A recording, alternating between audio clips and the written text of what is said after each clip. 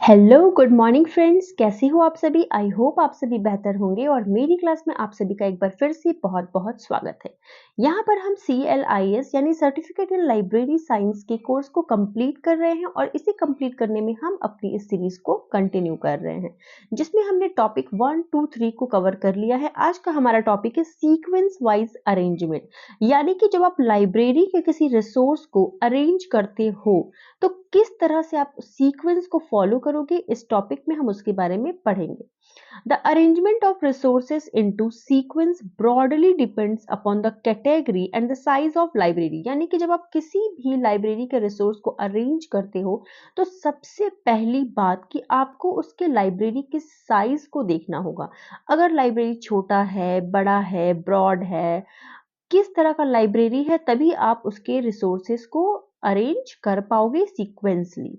A small library may have only 2 sequence. अगर library बहुत ज़्यादा छोटा है तो उसमें सिर्फ 2 सीक्वेंस ही हो सकते हैं, क्योंकि उसमें बुक्स भी थोड़े आएंगे और पेरियोडिकल्स भी थोड़े ही आएंगे। लेकिन the guiding principles of choosing sequence in case of larger library are the internal and external characteristics of resources। लेकिन अगर बात करें बड़े लाइब्रेरी की, ठीक है, तो उसमें एज अ छोटा सा बुक्स और पेरियोडिकल्स जैसे कुछ भी सीक्वेंसेस नहीं आएंगे। जैसे कि यहाँ पर हमने स्मॉल लाइब्रेरी में क्या देखा, हमने यहाँ पर देखा कि सिर्फ 2 ही सीक्वेंस थे। पहला में आप बुक को अरेंज कर रहे थे और दूसरे में आप पेरियोडिकल्स को अरेंज कर रहे थे। लेकिन लार्ज में ऐसा नहीं है, क्योंकि लाइब्रेरी बहुत ही ज़्यादा बड़ा है और बड़े लाइब्रेरी में आप सिर्फ 2 सीक्वेंस को नहीं रखोगे, बल्कि वहां पर सीक्वेंसेस बहुत सारे होंगे। लेकिन उन सीक्वेंसेस का डिसीजन आप कैसे लोगे, तो वहां पर आपको decision internal and external characteristics के बेसिस पर लेना होगा। ठीक है, इंटरनल में कुछ अलग बातें होती है और एक्सटर्नल में कुछ अलग बातें, जो कि हम आगे पढ़ने वाले हैं। Internal Internal characteristics are related to the content of publications। ठीक है, अगर आप इंटरनल की बात करें तो इंटरनल में हम किन चीजों की बात करते हैं, पब्लिकेशन की बात करते हैं। ठीक है, बुक किस पब्लिकेशन की है उसकी बात हम कहाँ करेंगे, इंटरनल कैरेक्टरिस्टिक्स में।